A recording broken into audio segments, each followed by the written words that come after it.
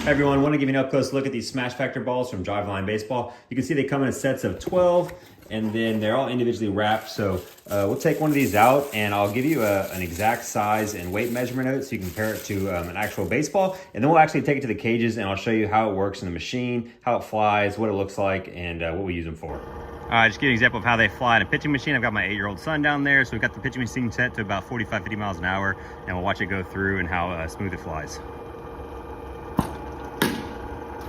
So essentially the main purpose of these Smash Factor balls is to use with pitching machines. So if you're trying to use regular baseballs with a pitching machine, depending on the machine, you can really have some problems with it grabbing the laces and it kind of shooting unpredictably at your batter. And if you're trying to get a kid more and more comfortable with higher velocities, the last thing you want to be doing is having a solid baseball firing at them unpredictably and making them scared of that higher velocity. These are durable enough. It's got this like hard composite here that you can use these and they're not going to tear apart, but also they're not going to tear your pitching machine apart or your bat apart. So as you can imagine, these composite bats, if you're hitting them with that ball over and over and over and over again and you're trying higher and higher velocities, you're going to wear this bat out quicker than you would at a normal pace. Whereas if I use these Smash Factor balls, no problem. I can hit as many as I want off of this, and you'll still get some true to form flight from these things out of the machine, and you'll be able to tell if you have good contact on your bat, but you won't wear out your bat as fast as you will with the real baseballs. You can even see on this one that my son is not even wearing shoes right now. He fouls one off his foot.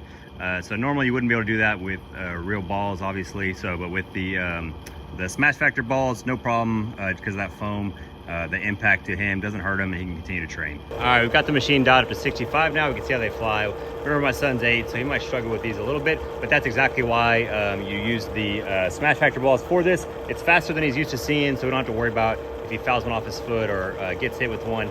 He's not afraid of that, so he can kind of learn at this new speed before he goes and actually sees it with real baseballs.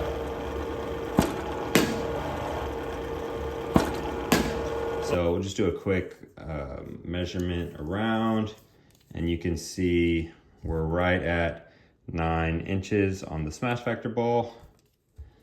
And then we'll do the same thing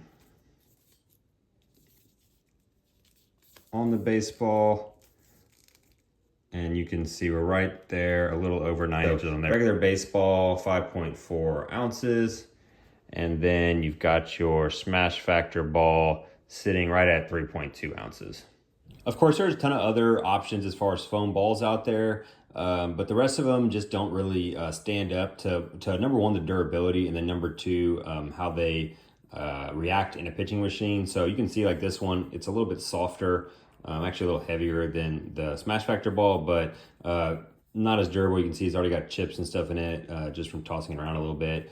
And also just same thing, these laces and everything doesn't fly quite as well. It's not as balanced as these Smash Factor balls that are meant to be used in the machine.